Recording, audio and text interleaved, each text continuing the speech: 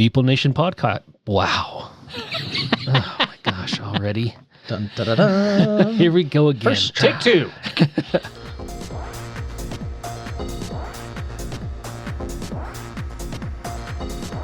Meeple Nation Podcast, episode 552, our 2024 holiday gift guide. Welcome, citizens, to Meeple Nation. Grab your favorite beverage, pull up a chair, warm up those dice, and join us at the game table as we discuss board games and the board gaming world. Each week, the hosts of Meeple Nation share their love for board games and the amazing memories that come from playing games with some very outstanding people.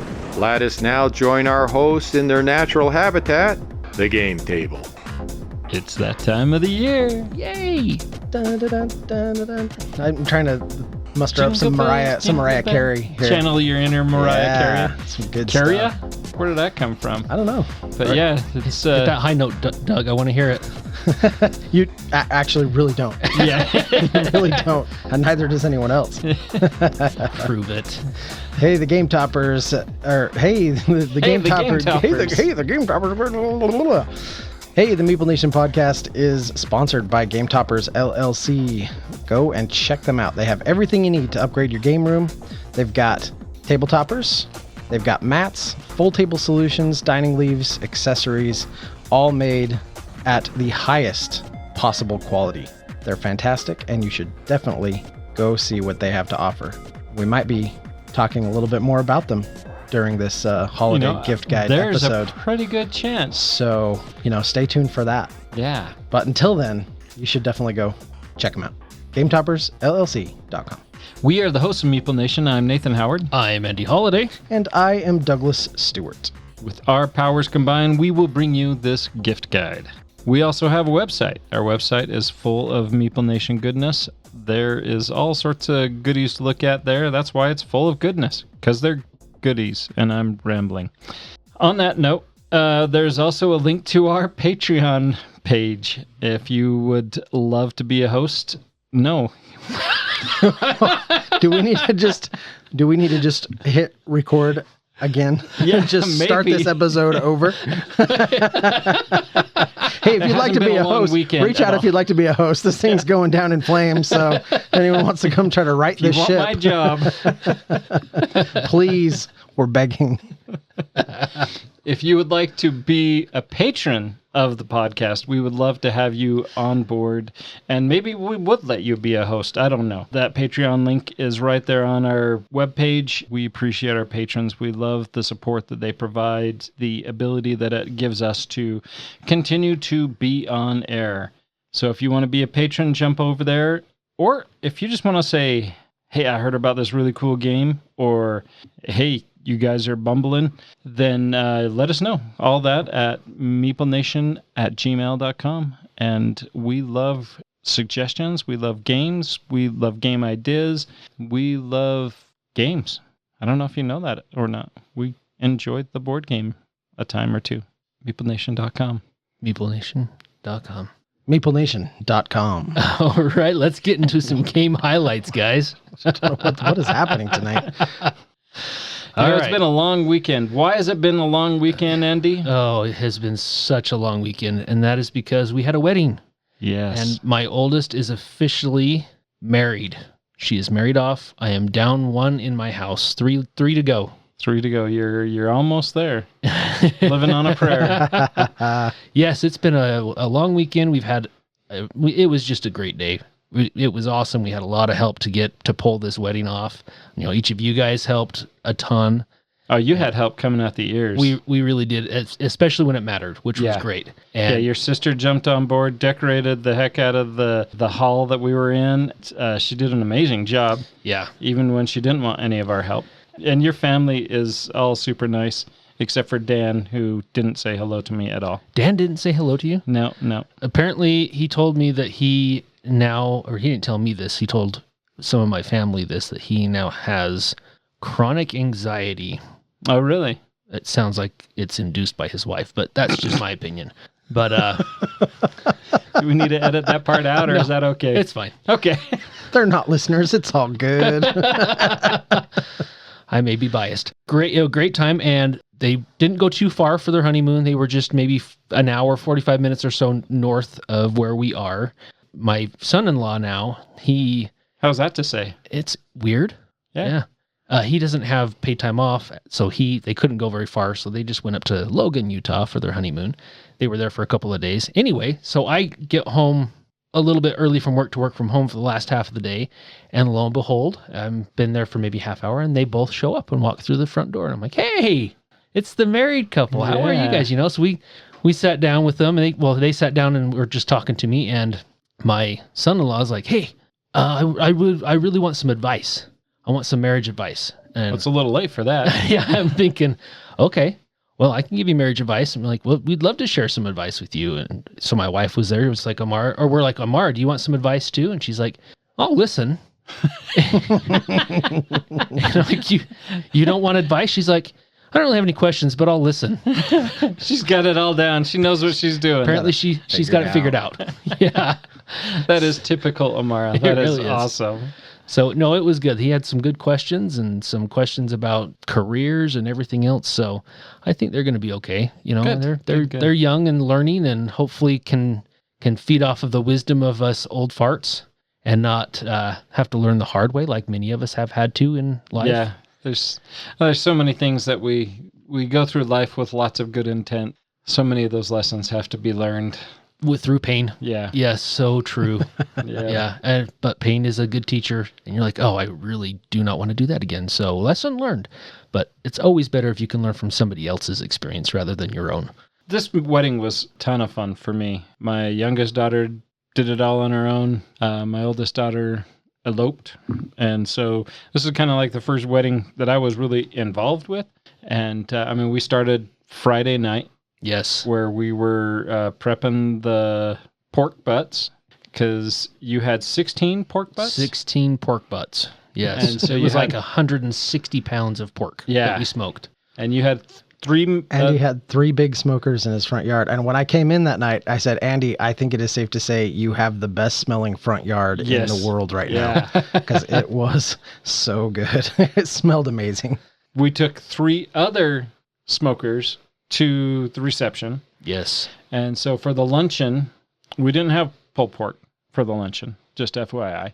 Cooked some chicken thighs, which were amazing, that you had prepped and made. And Doug, myself, and Richie cooked those while everybody was kind of taking pictures and chit-chatting. That was good times. Yeah, and that was awesome of you guys to do, because huge help. And it turned out amazing. Yeah, I thought it was a really nice ceremony. The lunch was really good, and then I thought the reception was phenomenal. So. Yeah, we were there at 10:30. We went home for half an hour maybe to take home smokers after they'd cooled down, and then we came back for the reception. Receptions aren't really fun. Well, but this one was. I really enjoyed myself. And when you have dancing at the end with my sons. I was getting to that. Yes. When Carson started dancing, all my attention was on that kid. He enjoys his dancing. He does. He's got some moves. Well, both of them. If you can call them that, they are moves. So you might want to get out of the way of some of them. But I wouldn't call them moves like Jagger, but they are moves. Yeah, when he started doing the moonwalk, I about lost it. Oh, that was hilarious. Yeah. Basically him hunched over walking backwards. Yes. He was sliding his feet. There was no pickup. Pretending to hold his hat. Yeah. It was awesome. And I saw him dancing at Porter's wedding, Richie's son. That was humorous, but Friday night was amazing to just sit and watch. I got to meet Sabrina's sisters, hung out with them in the kitchen as we were trying to make sure everything was taken care of, making lemonade, having a good time. And then when things slowed down, it was nice that the Hug Ladies came. I was just going to say, that was the highlight for me, was the Hug Ladies showing up. That was a lot of fun. At that point, I dished your sister-in-laws in the kitchen. I'd never even said goodbye to them. I just went and sat down, chatted with Monique, Julie, Claudine, Debbie, and Marissa. And that was good times. No, that was awesome. I really wish we were closer to those people, that we could do more stuff with them often. Me too. Because they're good people. Yeah. We were saying goodbye, and it was like, well, I guess we'll see it at SaltCon Spring. And it was like, hang on. 1, 2, 3, 4. That's like 5 months away. I was like, wait a minute. We need to do That's way too long. then. Are you kidding? But it was a good time for everyone to get caught up. Super fun weekend. Yep, good people for sure. Oh, the pork butt was for the reception. It was. And that was the first time I'd ever gone to a reception, and there was a meal. Yeah. And there was a lot of food left. I wish people would have eaten more. Yeah. I think So everybody good. was nervous. You had a ton of pork, and we never even went through the first pan. Right. Good news, bad news. Bad news is people missed out. Good news is when BryceCon comes around, guess what we're having every day at BryceCon? It may not be every day. You would be shocked how many people were like, I'll take pork. I'll take Oh, pork. really? So there were a lot of Ziploc bags of pork going out the door by the end of the night. All right, so I took some. So there'll be... Maybe I should save mine. There may be one meal of pork for Okay. BryceCon. For All sure. Because we do have some left over, but I don't have like 100+ pounds like I thought I was going to end up with. There was a lot of people that were on board taking food home. Because it was nice. amazing. Well, thanks. Yeah. No, It was you. good. Yeah, it was amazing. All your hard work was appreciated by me, for sure, and especially appreciated by everybody who took it home. Throw a pretty dang good party. Yep. Well, thanks. Yeah. Could not have done it alone. So, yeah. Kudos to everybody who helped. No doubt about it. But yeah, that definitely counts as a game highlight. And We played the game of throwing together a wedding, yes, Yep. yeah, And that's pretty much and it. I won. And you won? And I won. It was a co-op game.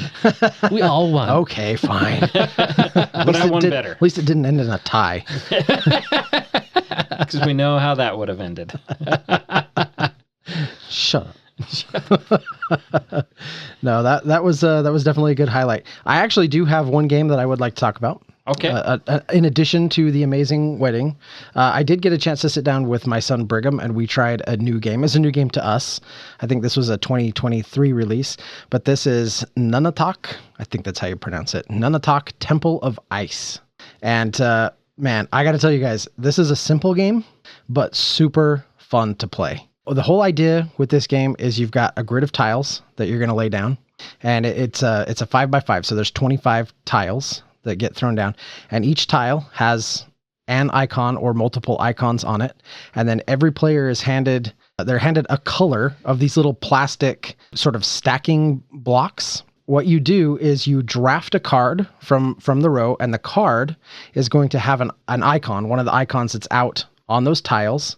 You're going to add that card to your tableau, and then you can play one of your little stacking blocks out onto one of those cards. And they have these little recessed indentations in them that the blocks fit down into. Throw your block out onto the board. If you meet certain conditions as you place your block, you get to score certain points. Also, if you form a square of those blocks between you or other players, you add another one of those tiles to the top of it. So as the game goes, you have the base layer, and then you go up 1, 2, 3 layers above that, and then you actually have a pyramid piece that goes on top of that. So you're building this really cool 3-dimensional tower as the game gets played out. The game is really, really simple to play. It is literally just draft a card, put a block on a matching icon. However, there is a ton of emergent complexity with this game because you score points based on where you put the block, and all of the cards that you add to your tableau have unique scoring conditions on them. Point-sality kind of scoring thing that you're also trying to build up with your tableau. I'll tell you, it was really, really fun. Super fast to play. Again, really easy to learn. Amazing components. Like, it looks so cool on the table when you get this pyramid all stacked up. The scoring was fun. Gave you a lot to think about. For being such a simple little game, this is one that I really recommend people go check out. Yeah, looking at the pictures of this, the table presence is quite appealing. I mean, you have that For sure. 3D tower or 3D pyramid that starts to build. I would be interested to give this a shot. Kind of makes me hungry because someone's lunch is sitting in one of the pictures. Oh, really? In their Tupperware. Now I have to find that. Nunatak, Temple of Ice, and I will teach it to you guys, and I highly recommend it. Oh, there it is. Good times. I also did give game to the table. New game for my wife. Awari is a game that I've played originally Web of Power, which I introduced you guys to at BGG Con a couple of years back. And Awari is a re-updated version that gives it a much needed re-implementation, and it looks and feels a lot more smooth. And it does have a little extra oomph in it. Kind of an area control game. Not kind of, it is an area control game where you're placing your tents out in these 8 regions, maybe more than that. But there's regions on the map, and you're trying to populate each region. Once a region is open, somebody's put their first 10 in there, then you can actually start to go ahead and build totems in those regions. Play over 2 rounds. The first round, you're just going to look at majority in each of those regions and score. Whoever has the majority in each of those regions is going to score 1 point for every tent in that region. And then whoever's in second place is going to score 1 point for each of first place players' tents. And then it trickles down from there, and then all ties are shared. And then the next round, you're going to go through and you're going to score like that just again. You're also going to introduce the totem scoring, where you're going to look at adjacent regions. If you have the majority of totems in each of those 2 regions, then you're going to score 1 point for each totem that is in each of those regions. And there's no tie for this. There's no second place. It's just winner takes all. But you're going to go through and you're going to score each of those adjacent regions. And then you're going to check to see if you have a contiguous line of tents that is at least 4. And if you do, then you're going to score 1 point for each tent in that line. So I got to play this with my wife, not necessarily in her main wheelhouse. Mine either. Yeah, I don't know if you guys know this or not, but my wife is very competitive. I knew that. Did you know that? Yeah. Oh, wait. Yes. We're talking about Cheryl? Yeah. Oh, yeah. I did know that. Yeah, she's very competitive. She doesn't like it when you block her moves. As she was telling me about, she asks me, is like, do you ever just get this fire in you when somebody does something like this to stop you? I'm like, no, it doesn't really bother me. It's just, I can see that for you, Andy. It doesn't take much. Andy, you and my wife are very similar. Andy becomes a tornado of rage. Yes. Yeah. Well, I don't know about that. It's Swirling about. wow. Okay. I got to live up to this, guys. Yeah, you do. Just make sure you keep your arms in the ride at the whole time. But yeah, no, it was very humorous to, I guess probably wasn't humorous, isn't the right word. You should never laugh at your wife. Especially when she's mad. Yep. Oh, is that why you have a black eye? It could be, yeah. I ended up winning the game, but she was willing to play it again. So it also does have a great BGA implementation. Andy, I know you're way excited about that. Oh, man. Can't wait. Yep. Jody and I have been playing it several times online, and I was able to defeat Jody the first time. Wow. And then Jody got over it. So he's been whooping me ever since. So yeah. But seems like a common theme when you talk about playing games with Jody. Yeah, it is. He's. I wasted both of you at that last game of Draft and Write Records. Yeah, you did. Oh, it was a thrashing. It was indeed. It was so good. Yeah.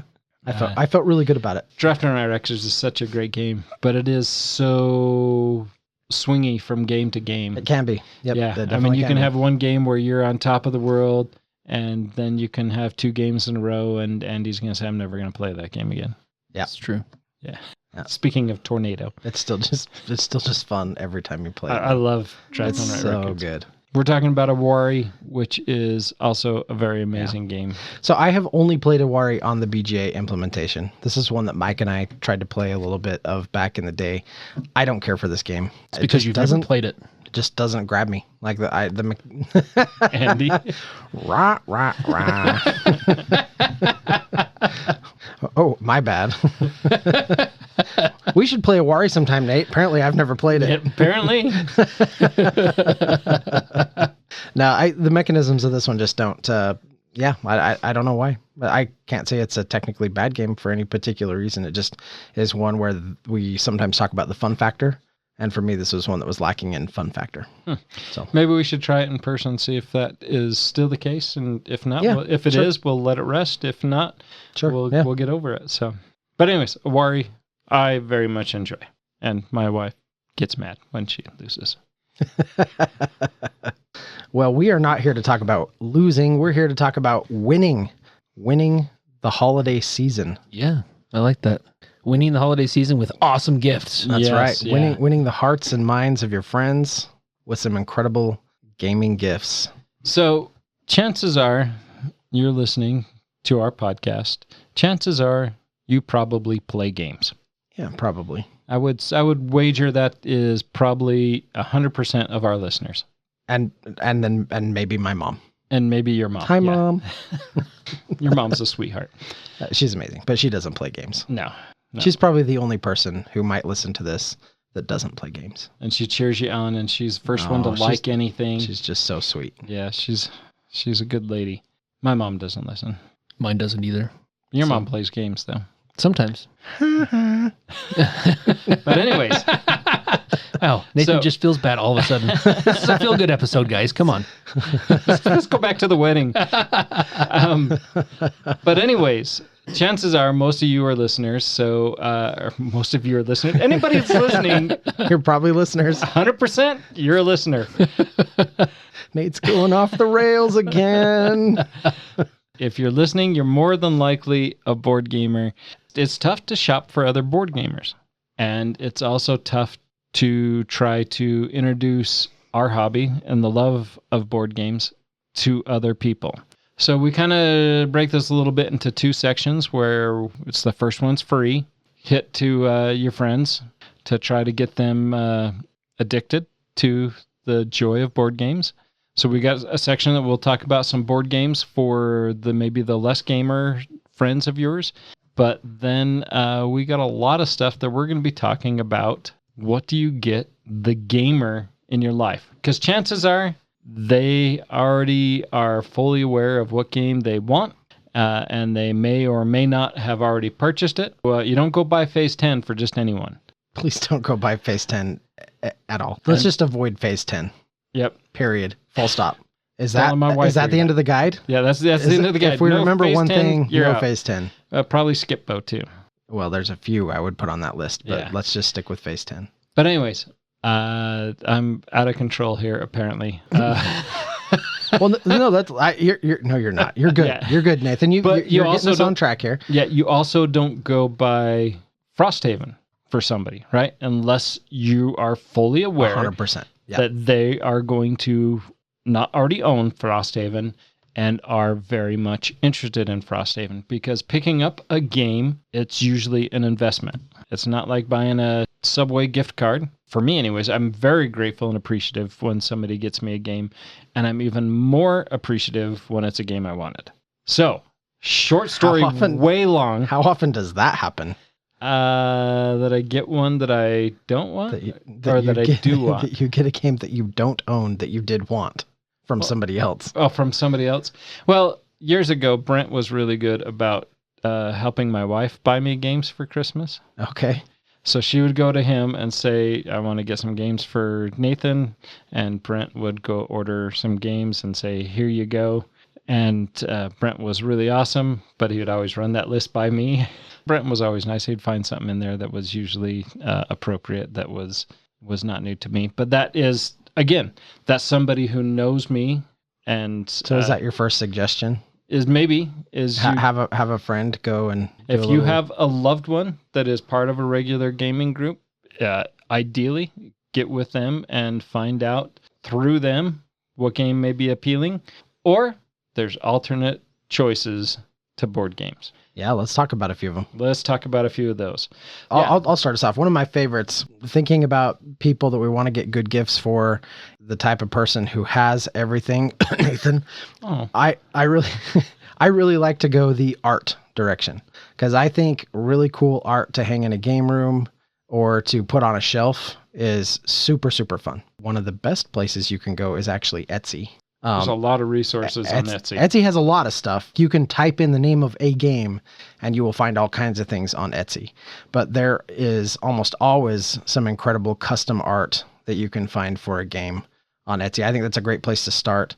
Displate is a company. There's, I think, a few of them out there, but they actually make like metal wall hang prints. Oh, really? And some of those are board game related or have board game art on them that you can pick up.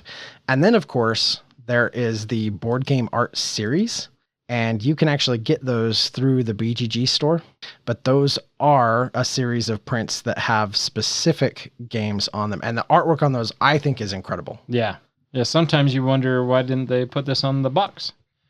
There's a number of them that I'm like, wow, could we just replace the box art with this, because it's so good. No, this series is really good. Each year at BGG they give away some of those. They're all really good, and I think we've all gone the art route before. I'm looking right over your shoulder, Doug, is a picture of the holy symbol of our D&D Yes, campaign from our Pathfinder campaign. Yeah.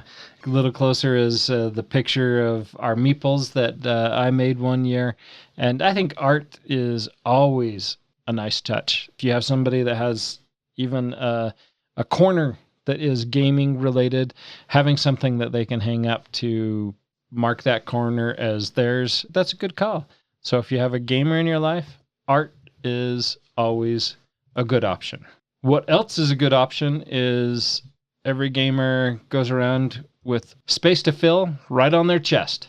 Shirts and hats and even ties are an option. You can get ties with your meeples on them. You can get ties with a picture of your dog. You can get a tie of your picture of your favorite board game. Put that on your tie. Or your favorite board game host. Oh, yes. Ooh. Not me. I'm going to get a tie of Nathan. Oh, Nice. I'm going to get a tie of myself. Doug shows up with a tie of himself. Nice.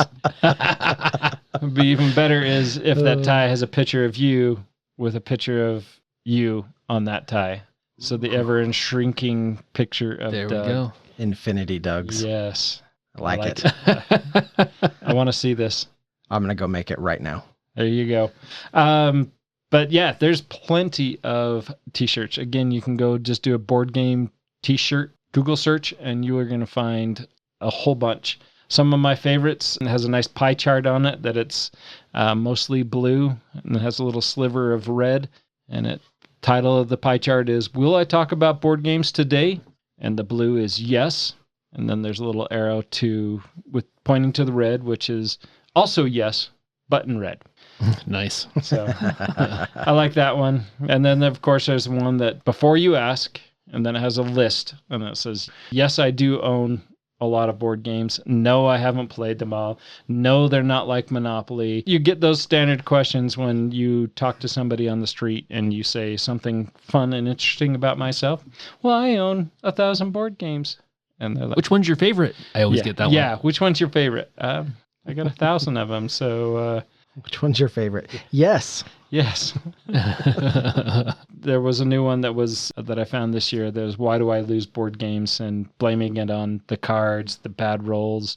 And then the last D6s. one is like, D6 hate me. Yes. And then the last one is because I played wrong, and it's like 1%. So the cards were faulty, 40%. The dice were wrong, 30%. And 1% because I played poorly. Sat next to Richie. Yeah, 20%. Yeah, no, I think it's higher than that. But I mean, game t-shirts, there's, and if there's ever an interest, you can go to Amazon and you do a search for Meeple Nation t-shirt. You can find a Meeple Nation t-shirt on Amazon. Yes, you can. We probably need to update the logo. That gets It has printed been on this. updated. Oh, it has? It has, Yeah. yeah. It Nice. has been, yeah. Yeah, it is the new updated logo. And if you ever see me on the street, I'm not very original because chances are I'm probably wearing a Meeple Nation shirt. That is probably true. Yeah. And people probably think I only have one shirt, but I got like a dozen of these shirts. And you can see it because sometimes it's in a different color. But anyways, yes, there's game shirts out there in the wild for sure, and aplenty. I like it. That's awesome. The first thing I put on my list for my recommendations are game mats. There's a lot of websites for game mats. I've ordered from multiple places, but obviously I may be a little biased. But not a single mat that I've purchased has compared to Game Toppers, their mats. The prints themselves are amazing. Plus, they are thicker than most of the mats you're going to find out there. And they have the stitched edge.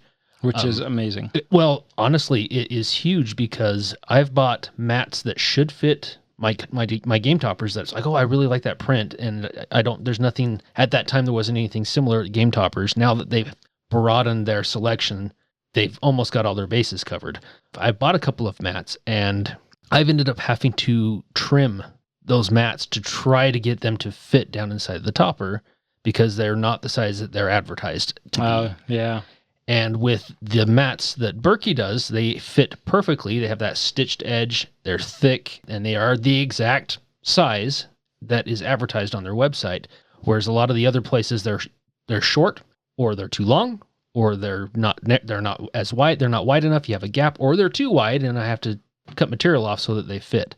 Yes, there's nothing like playing a game on a game mat. It is one of the biggest improvements you can make to a game. It makes it, for me anyway, it makes it more enjoyable, especially if you're rolling dice. Dice rolls so much better on a game mat. Picking up cards is so much easier on a game mat than it is on a flat table. As far as any game room upgrades, that is the one I think that is a quality of life upgrade that really has the most bang for its buck. The only thing I could think that would be better than that is a game topper. Yes, you are right. Having a game topper, that updates every game night. Yep, for sure. And even if you have a corner and you have a 4x4 or whatever that size square folding table, there's a topper that you can put on that will improve that little card table to a pristine game table, and all your friends will think you're amazing. You know, and there's a lot of game tables out there. There's a lot of game table companies out there, but I love the toppers because they're modular. Yes. You know, how many times have we taken our game tables? We had DigCon over at Doug's wife's elementary school that she teaches at in the That's gym. right. Yep. We brought toppers over to that and had nice gaming surfaces to play on. Well, you take them to SaltCon every single year. We take our game toppers. That would be far more difficult to do if we had a full-blown game table. Yeah. We'd have to take legs off, and then trying to pack that into a car, it would just be a nightmare. Whereas these are modular, amazingly heavy-duty cases that they are carried in. You just bring them in, you set them up. They take just 5 minutes to set up, if that. Yeah, especially if Amara is involved. And how are we going to do that from now on? I know. We're going to have to really figure it out. We might have to get 2 extra people. We might. Just because she's so fast and just knows what she's doing. No, but they are really easy to set up. All of a sudden, boom, you go from just a flat lifetime style fold out table to this amazing gaming surface in just a few minutes. This table that we're sitting at is a regular dining table, so it's very sturdy. But my other Watson over there is set on a 3x6 folding table. Yeah. Game topper overlaps on all 4 sides. But when people sit at that and they lean on the edge of that topper, there's no way that topper is going to flip, slide, or pull off of it. It has grip tape on the bottom that keeps it in place. It's very well balanced so that you can lean on it without worrying about it tipping. It will make any table that you're playing on an exceptional gaming solution. 100% agreed. Absolutely. And they're affordable. Some of those tables are amazing and amazingly expensive. Right. The game toppers are also amazing and amazingly affordable. And easy to upgrade. Adding an extra leaf, adding your accessories, cup holders, adding everything dining else. covers. Dining covers, yeah. The gift that can keep on giving every Christmas. You just buy a new upgrade for your game topper. For sure. I love it. That's awesome. While we're on the topic of like game room upgrades, I'll throw out a couple from my list. I think having some good generic metal coins around is always great. The set that I would actually recommend is just the Scythe coin set. Amen. I think that set is awesome. Just leave it out. Buy a couple of them. Throw one in the Scythe box if you really feel like you have to, and then throw one on the table and just have it there. I mean, those coins can replace counters, chips, money, whatever for pretty much every game out there. And because they come in like the 1s, the 3s, the 5s, the 10s, there's enough denominations of money. It makes it really easy to swap in and out, make change, and they just look good. They're also colored, so the coins are easy to tell apart. If that's not what you want to do, there are some great generic sets. You can just go do like an Amazon search or anything like that, and you can find some awesome generic set for I think a really reasonable price. You can get somebody a really nice set of metal coins that can kind of just generically be used for all kinds of stuff. You could also use poker chips. So having like a really nice poker chip set. I've talked about this in years past, but I love the iron clays that Roxley does. They're technically for Brass Birmingham, but you can absolutely use them for everything. And they are really well designed, super high quality poker chips. So the last I checked, they are back in stock because they've had issues keeping them in stock in the past. And they have a smaller set and a larger set. And if that's something you're interested in, at least go check it out. I promise you will make some gamers Christmas if they get one of those under the tree. I mean, you can specialize those coins. You can do search for, even sci-fi theme, medieval, sure, any type of theme that you want. Like you mentioned, the Scythe ones are a great universal theme. If you know your gamer's game, one of their 1,000 games, that's their favorite game. If you have that information, Google that game and you can look for inserts.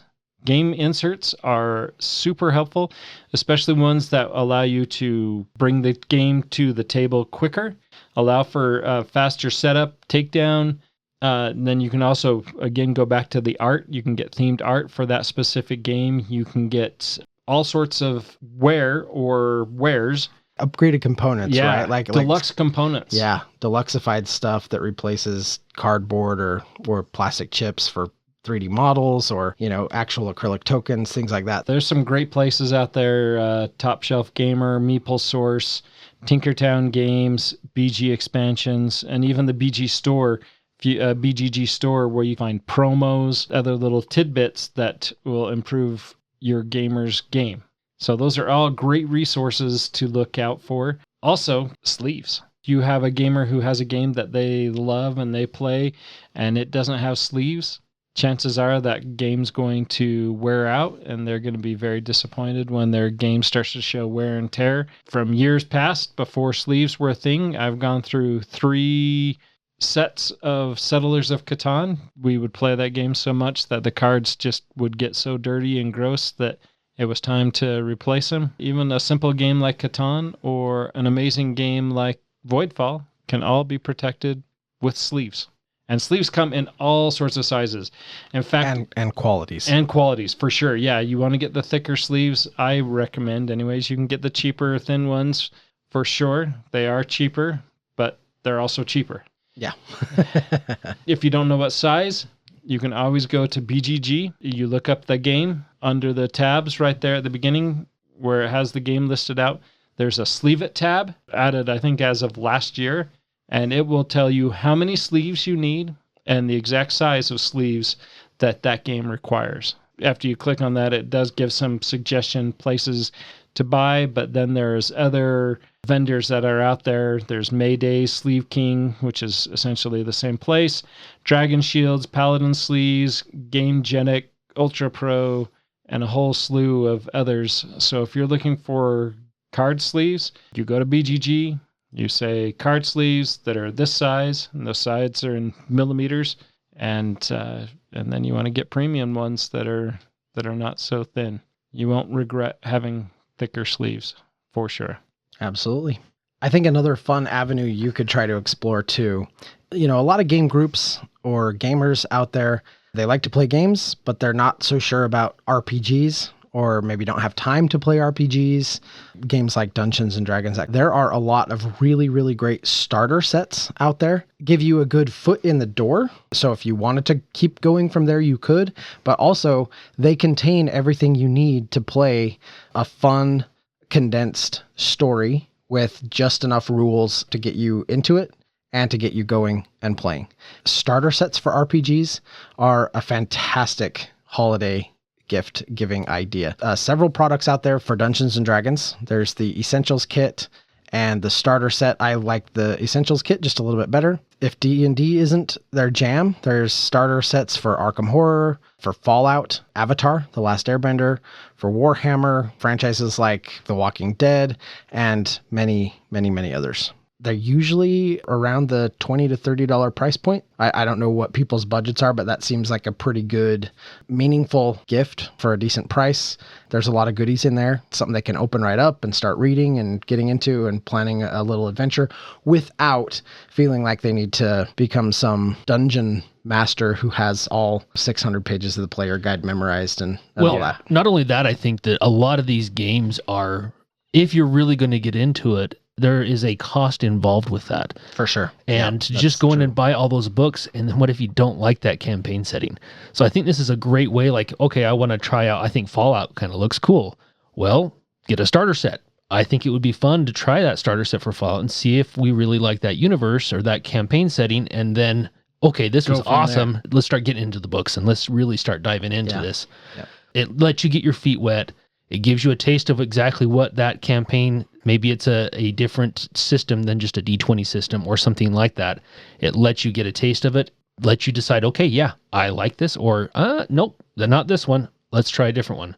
I'm not going to invest a lot of capital in this because the reward for what the amount of work or just the campaign setting just didn't do it for me. And there's so many good flavors out there, right? Like sure. I mentioned some, but I forgot to mention like Lord of the Rings, Star Wars. Yeah. I mean, there's just so many good flavors out there. The other thing it allows people to do is to dabble until you find one that just really clicks. For sure. And then you can go from there. For a very minimal cost, which is great. Yeah. Super cheap on most of these starter sets. Going off the coattails of that, Doug, one of the things on my list is Dungeons & Dragons 5th edition has come out this year with a new player's handbook and a new Dungeon Master guide.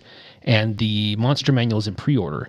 For someone that you want to buy a gift for that is into Dungeons & Dragons, if they play 5th edition, which I know a lot of people nowadays play 5th edition, apparently there extra content, there's new content that was not in the original release of the player's handbook and the Dungeon Master guide.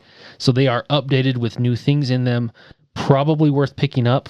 It might be something I end up picking up. I wouldn't mind starting to get into 5th edition now that they have a lot of content. I am partial to 3.5, but that's just because that is what we played the most, and that's what I enjoy the most. And I just have all the books for it. Yeah, so I have so many of those. 5e, actually, I've played it and I've enjoyed it a lot. And they have so much more content now, it feels less vanilla to me, which was kind of my complaint with 5e when it first came out. Everything just kind of felt the same. With everything now that's come out, I think it's a great time to get into 5th edition. 5th edition with this new edition that's come out of the Player's Handbook and the Monster Manual and the DMG, comparing that to 3rd edition to 3.5. And the improvements that 3.5 was to 3rd edition was huge. I think it made it a far superior experience for the players. And I'm hoping that this new version coming out will do the same for the 5th edition players. I think 5th edition, I think it's the edition for a whole host of different reasons, which is totally different conversation for another time. However, people can make up their own mind by buying a starter set. I mean, that's the whole point, right? Yep. Like jump into one of these starter sets and see if it's the right set for you. See if you like it. See if you like the rules and how it plays. If you don't like it, you're out $20 and you probably still had a fun night. If you do like it, then you're off to the races. You've already established a nice foundation to build on. One of the things I also like about what they're doing with D&D is they have a lot of just adventure books. So you don't have to sit and plan and write out an adventure. Yeah, there's a lot of them. There's a ton of content out there that, okay, you're going to DM this. I really don't have time to write a whole adventure. I'm just going to buy a book. And guess what? They're well written. They're well done. Yeah. Yep. And it is one of those almost a plug and play. Yeah, you've got to do some research. You got to read. You have to know what's going on as the Dungeon Master, but reading something and getting familiar with the content in that adventure versus creating it yourself, there's a huge difference in time management and time spent doing that. And always give respect to your dungeon masters. Yes, for sure. Because they put in a lot of time, effort, and work. And don't be a jerk to them. If you die, you die, and just embrace the game for what it is. And I will say, like, I think that's kind of the stigma. If you're going to be a dungeon master, you've got to pour yourself into these campaigns, pour yourself into the handbooks, know all these rules and all this kind of stuff. And again, just returning us back to the whole point is that's what's so great about the starter editions is it gives somebody who might want to take on that role a really easy to digest rule set and book that they can just, it's all right there. It's all quick. You can read it in an hour or two, basically be set up to run your first adventure. It allows people to take those first steps in a really, really great way without feeling overwhelmed. For sure. I agree. All right. One last thing that I wanted to add for your gamer is something that we all do, but we don't necessarily have to. We all hoard baggies. Yes, we do. And just to let everybody know, there are options where you can buy baggies in bulk on the internet. Cheryl bought some for an unrelated thing, and I was like, you can do that? The light bulb has turned on. Yeah. Whoa. I was way excited, and I went to steal one, and she's like, what are you doing? Those are mine. but I need these. You know, I used to just try to take all the little leftover bags from games, like if there were a couple here or there, and I'd have like a big stash of them. And when I discovered this, I just went and bought like bulk boxes of like 3 standard sizes, like a small, medium, large. Yep. And now whenever I get a game, all the baggies just go in the trash, and I use my own standard size bags, and everything just fits perfect. And because I bought them in bulk, I've always got a bag. Yeah, and I don't have to worry about it. I still save all my bags. I got a drawer full of, and a shelf full of, and not a Foot Locker, a shoebox full of sleeves. And you probably have a Foot Locker somewhere too. Probably, yeah. But there's a lot to be said to just throwing those out and buying standard size, because I look through all mine, and when I'm trying to find like sizes, it becomes quite a task. If I have 3 sizes that I can choose from, and I have them in a section that I can just look them up, grab them, and I have 3 great sizes of sleeves, then that's amazing. So maybe I should look into buying that, but I'm also very hesitant to just throw out perfectly usable baggies. Yeah, I have issues with that too. I get it. I actually don't throw them in the trash. To be clear, I do donate them to my wife, as an art teacher, has need of that type of thing. So they get donated, but I don't actually throw them in the garbage. But all the mine are in standard sizes, and then all the hodgepodge sizes and weird stuff can go to the classroom. she gets the seconds. Nice. That's right. So I'm going to jump back a little bit. Okay. To game room stuff. As I was trying to figure out what to add to my gift guide, I constantly go in and look for high quality, fairly inexpensive televisions that I can add to my game space. You know, that's a handy thing. Yeah, I think all 3 of us have one now. Yeah. And there's a lot more games that have apps. And if I have an app on a game that is everybody needs to see the screen, or it benefits everyone to see the screen, the TV's on the table and we're using the television so that everybody can read, or it just improves that game experience instead of one person holding the tablet or whatever and reading. Or even worse, their phone. Yes. No, seriously though, like stop for just a second and really, like, I'm not kidding. If you're really wondering what to get a gamer and you're scratching your head, seriously consider this option. Because like if you can get a good holiday deal on like a little like 30, 40 inch like Roku TV or something like that, you have no idea how much that changes game night when you can set up a TV at the end of the table for a game that runs on an app and needs reading and narration and all that kind of stuff. It is an absolute game changer, reiterating what you're saying, but like trying to add a ton of emphasis to it, because it will absolutely change the experience you have at the table. I'm thinking of like Lord of the Rings, Journeys in Middle Earth, Destinies, and Descent. And if you play like Imperial Assault with the app, or any of these like Mansions of Madness, and anything that uses an app like that, Oathsworn, right? Like, I mean, it just like such a difference to have a screen that's big that everyone can see and read from, and that you can kind of just tuck in the corner, when you're not using it, and then pull it out and sync it to your phone when you need it. Game changer. Yeah. Or even better, have a mount that mounts to the ceiling and you just bring it down and it folds down right onto your game table. I'm still looking for that, but you keep talking about that. I'm just wondering when watch your head when you're running around it. So my that's how Andy ended up with stitches in my ceiling. I think would hopefully be high enough, but I think it would be awesome. The downside of that is you can't move the game table. Yeah. When Doug was talking, it reminded me of the experience we had playing Descent Legends of the Dark, Nathan. Yes. Which was a very positive experience for all of us. And we had a lot of laughs, a lot of fun. And I don't think it would have been anywhere close to the amount of fun we had we been playing that on a phone or on a tablet. But the fact that we had that up on the screen and we were all seeing what was going on, and we were taking turns reading and adding our own voices and different voices for the characters. Continue. It was amazing. Screw you. Continue. Recently just playing through like Legends of Sleepy Hollow, which does not have an app, so it doesn't have this option. We like to do the reading and everything, so we have to pass the book around the table, and it's still fun. I'm not going to throw the game under the bus. However, every time we get to the narration part, before and after we play a scenario, I'm like, man, I wish this was just up on a screen where we could all read from it. Yep. For sure. It makes such a difference. Or had printouts of individual scripts. having it on an app would be huge because then you don't get lost on, okay, where am I? Yeah. When you're passing hand the book. off the book and because it's lame. It's lame to have one person just be like the designated reader. You need everyone to like read their parts and do their voices and be involved. Yeah. I agree 100%. Yeah. So moving on from televisions, the last thing I wanted to talk about as far as game spaces is chairs. So chairs are a good thing. I have spent the last 2 years or so upgrading the chairs in my game room, and I have been adding racing style game chairs to my room. That doesn't necessarily mean those are for everybody. Some people like them, some people don't. I really enjoy them. I like the high backs. I just think for the most part, they're more comfortable. Some are more comfortable than others, and I've kind of been buying a variety to see if there's certain ones that I like more than others. Stick out. I like the look of them. I think it makes the game room look a lot nicer, and it's a heck of a lot nicer than the freebies that I had gotten that were falling apart and or the hard wooden chairs that I had also. Yeah. They're just a lot nicer. Adding some nice chairs to your game room, making it a more comfortable experience. So as you're sitting there playing a game for a couple of hours, you're not, oh my gosh, I am dying here. I've got to stand up because... Padded chairs are nice. Yeah. We might need to consider starting to take chairs to some of our conventions like SaltCon. Because I will tell you, man, those folding chairs, you get on day 3 and you're not sitting anywhere. You are standing to play games the whole day. And I have folding chairs here and they're more sturdy, but still, I brought my own cushion because... Yeah, you have to. You don't want sweaty bum for one. And if you're going to be playing games for a long time, you want something that's not nearly as tough on your bum. You want to be comfortable for sure.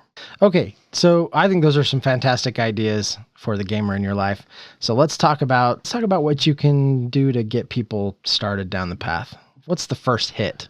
Bring them to the dark side. There's cookies. As far as games go, right? Yeah, as far as games go.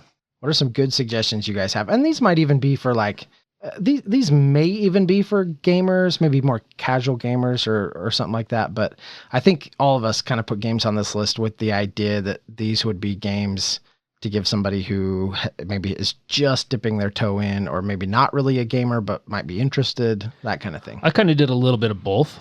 I added some starter games, some family games as well. So like the first game I added that was more of a family game, that if you have smaller kids, not super small, but smaller kids, maybe 8, 10, up into teenage years. One game that my kids have thoroughly enjoyed, and that's 5 Minute Dungeon. Especially if you can play with Nathan and not teach him the rules. Just say go. Just say go. It's very quick. It's fun. The artwork is kind of fun. They have a Marvel version of this as well if your kids are into superheroes. So it takes literally 5 minutes for each session that you play, but you play over a series of games until you beat the game itself. It is a little bit deceptive to say 5 Minute Dungeon, but each dungeon you do is 5 minutes, and then you are playing over, I think it's 5 or 6 dungeons. Fun game, and it's one that fast-paced and quick. And then I also added Applejack. That's a great game. A lighter game that's a lot of fun, that is maybe a game that non-gamers or light gamers would really enjoy, and more of the seasoned gamer. I mean, all of us have really liked Applejack, even though it's not a super complex game. There's enough thinkiness to it to make it a lot of fun. Yeah, it's a lighter game with big hint of challenge. Yes, for sure. I have some very simple games on my list. That's Not a Hat is always a great, fun game. I guess not for everybody. We have James, who no one in his family liked it. Didn't they really? Yeah. But that's right. Apparently they don't know how to have fun. Yeah, he got a copy, taught it to him. They hated it, and then he was trying to give it away. I think I actually bought his copy of That's Not a Hat because I got the expansion and realized that I didn't have the basic game. Sierra had it, so I bought his copy from him. Oh, good. Well, it all worked out then. Yeah, it worked out good. It's a great game, though. But then I had some other games that roll and rights are always nice, or even flipping rights. Look at the Stars is one that I discovered this year that I thought was a very simple flip and right game. Quick, but it plays up to 8 people. I like that as a choice. Yeah. Yeah. I think simple rule set, high player count, and I think one that everyone can enjoy. That's a good one. And right along those same lines is Next Station London or Paris, or there's one more, New York, I think. Yeah. Tokyo? No, Tokyo. You're right. Yeah. London, Paris, and Tokyo. These are very simple track laying games. You have 4 different colored pencils, and you're trying to color in your boards, and you just can't cross over any of your tracks. Try to go to the next stations. All three of those games are super, super light, very easy to teach, and enjoyable, even for the more experienced gamer. Awesome.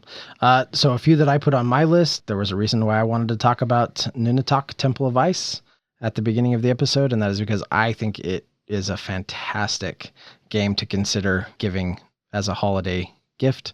The rules are just incredibly easy, plays really smooth, and has some incredible tactile pieces and an amazing presence out on the table. It can be played really quick. I think that's an excellent new gateway game that I'm going to start recommending. Century Golem Edition for a lot of the same reasons. Those rules are on it's like a 2-sided card for the rules. An incredibly fun game, one that can play up to 5. Just plays super snappy, just around and around and around the table, that I think everyone has a really good time with. If you've got people out there who are big Avatar: The Last Airbender fans, I love this new game. I think that Avatar: Aang's Destiny is fantastic. People may have heard us talk about the Harry Potter deck building game before. It's a game that we really like. This is kind of an evolution of that series. I think they've improved a lot of things. It's a great game, easy to pick up, simple little deck builder, but it lets you replay through kind of the story that evolves in the show. So, if you've got kids who are super into Avatar, that Aang's Destiny, I think, is a slam dunk. Yeah. If you've got Star Wars fans, I think the Star Wars deck building game is also a slam dunk. That one only plays 2, so it's a 2-player game, but it does come in 2 flavors. You can get the original, or you can get the Clone Wars edition, or you could get them both. If you got and here's the thing, as somebody who has a couple of boys, I'm thinking, if I'm putting myself in somebody else's shoes, obviously I have tons of games, so my boys can just play mine. But if I had a couple of boys who love Star Wars, I'd buy a copy of each of those and give them each one of those, and then they could each have a copy and interchange them and mix them, all that kind of thing. And I say boys because that's just, that's me and that's my situation, and that's who would like it in my family. Not at all to say that your daughters wouldn't love it too. Just anyone who's a Star Wars fan, I think, is really going to love the deck builder game.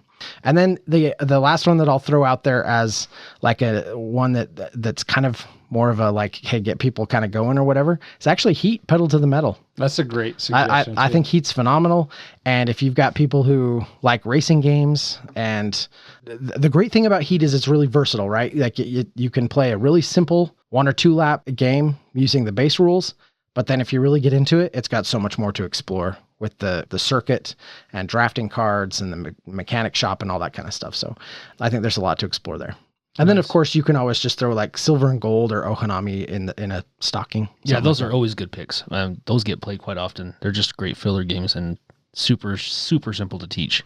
Yeah, I like those. Yeah, one more that I wanted to add that was in that kind of beginner stage was Captain Flip, which is a game that I had to change my tune on, turn my nose up at it, and then I played it. And this is a super simple but very enjoyable game. You can play it again and again and again. A ton of very quick fun. It's like Phase 10, but fun. Actually, what? It's nothing like Phase 10 at all. Wow. No, I was just saying Phase 10's easy to learn. Yeah, no one listened to that at all. Yeah, no, it's nothing like Phase 10. No. But it is fun. It's like apples to apples, but completely different and fun. Yes, yeah, kind of exactly like that.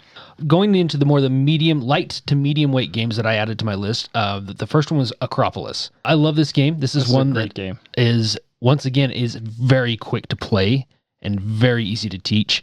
One that is a little more difficult to master. There's a lot of management going on between where you're playing your tiles, trying to maximize your score, and keeping your stone pool high enough to where you can afford to grab those tiles and to pay to skip some of the tiles that are in the front. And this is one that I never have a problem getting to the table. If I say Acropolis, everyone is on board to play this. Pirates of Maracaibo. I feel like this is more of a medium weight game, and it is also plays fairly quickly, and sometimes it feels like it plays too quickly. Yes, it does. You don't get anything as much done as you're hoping to finish. And honestly, I feel like the teach on this is way more simple than Maracaibo itself. There's a lot going on. It feels like it's a little fire hosey for maybe a medium weight game, but once you get going, people catch on really fast. It just wouldn't be an episode of Meeple Nation Podcast without mentioning some Maracaibo version title. That's true. trying to get you through the holidays with a little Maracaibo. That's right. And some Mariah Carey. Pirates of Maracaibo in particular. Leaf. I think Leaf is on the lighter side. Yeah.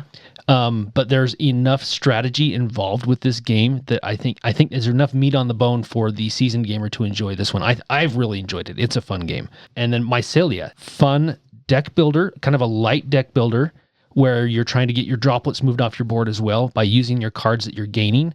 It's unique as far as a deck builder game because you have that board and that's really how you win the game is by getting your droplets off your board and getting them onto that portal. I love the little 3D, what do you call that? It's not a rondel. It's a little spinner thing that you're putting your droplets in. That it used, yeah. And it empties out when it gets full and you're going to add more droplets throughout the game to your boards. That one's a lot of fun. And then finally for my final kind of midweight game would be Marvel Zombies. If you like dudes on a map games, dungeon crawl, or just zombies in general, we have had so much fun playing Marvel Zombies. Yeah, Marvel Zombies has a lot of plastic. But it has a high reward.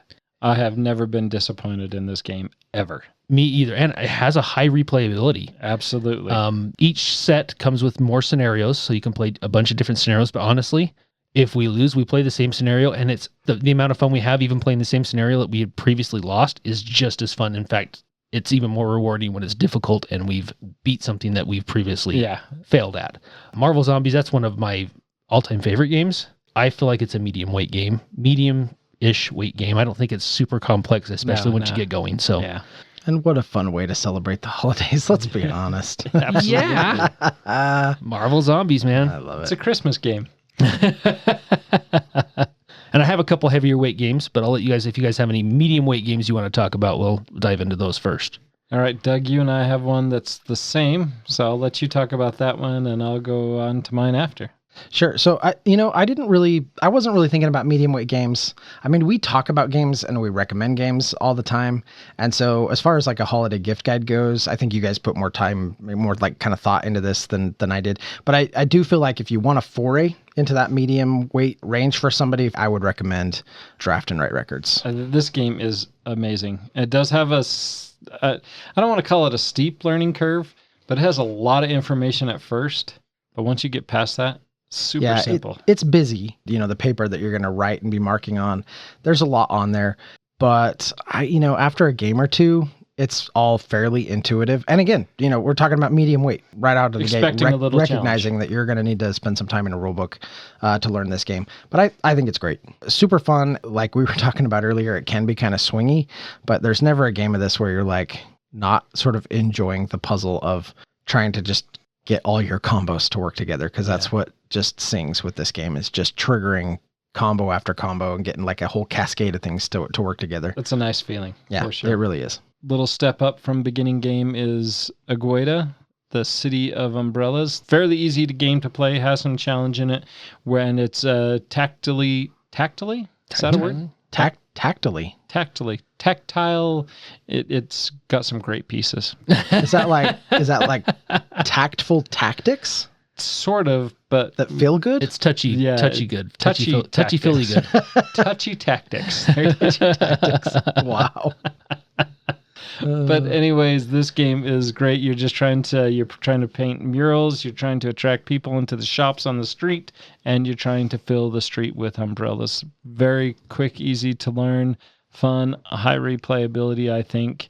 And then stepping up to that, my last game for my recommendation this year is Let's Go to Japan. Much like Draft and Write Records, Let's Go to Japan has a lot to digest at first. But once you understand it, maybe after your first game, it all kind of clicks. And I always hate to say that well, you got to just play it once and then you'll understand.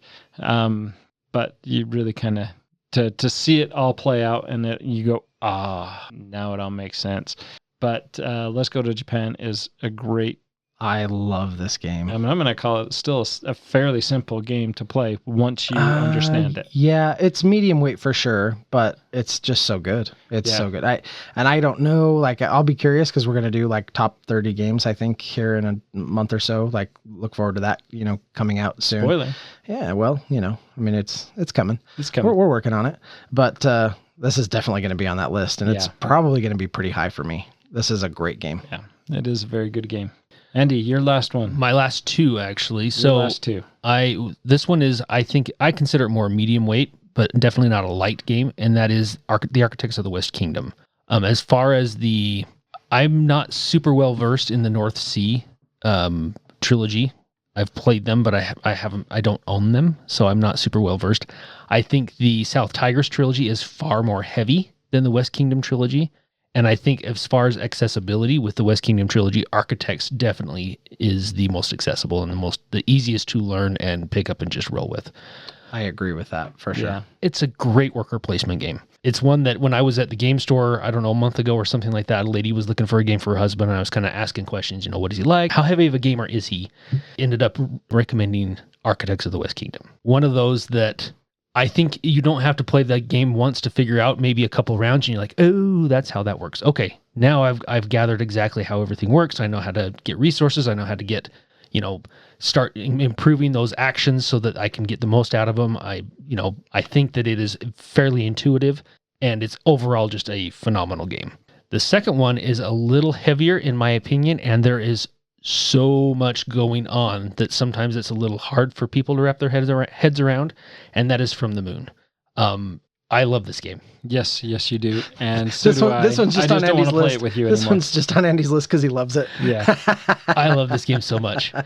I honestly think, I think it's just a phenomenal game. When Nathan first was just explaining the rules, I had a Nathan moment like he had with Tiny Turbo Cars. Yeah. As soon as he finished or was explaining the rules, I'm like, okay, let's play. I'm ready to play this game. It looks so awesome. There's just so much to do. There are a ton of ways to score points. And the asymmetry of it with the different factions increases the replayability of it, kind of gears you to play the game in a different way depending on which faction that you start with and which abilities you have and your special building. And I think that the designers have just done a phenomenal job with this game. That being said, it is one that is, because there is so much going on and so many options and so many ways to score points, it's one of those that is a little bit, I think, on the heavier side of things, especially for your first play. Yeah. Yeah. Not for the timid of heart, and not super difficult that it's going to make your non-gamers run away and cry. Right. They just might cry when Andy whoops them by 100 points. It was 200, but... Yeah. Wow. Even worse. Wow. Gushing tears at that point. Wow. I'm just teasing.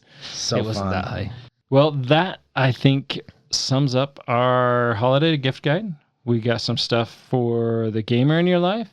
We got some stuff for the soon-to-be gamers in your life. We got a little, maybe something for yourself. No, I think that this is one of my favorite episodes of the year to do. I love doing the gift guide. It can also be an expensive episode for us as well, as we're looking at things. Oh, yeah, that. Oh, hey. Much like the news episodes. Much like the news episodes, as we're looking at things and thinking of things to get for maybe our friends that are gamers. I know sometimes you guys are hard to buy gifts for because it's like, okay, well, yeah, I could get this game, but Nathan probably already has it ordered. So probably maybe we get art or we get game pieces. I've gotten you coins in the past. Yeah. We've done kind of along these same lines. So I think pretty wide variety and a wonderful plethora of things to look at and to consider as you are shopping for the gamer in your life or perhaps for yourself. Yes, agreed. Awesome. Until next time. We'll see you marking off that Christmas list, and you better save a little something for yourself, because shopping for gamers is hard. At the game table. Ho, ho, ho, ho.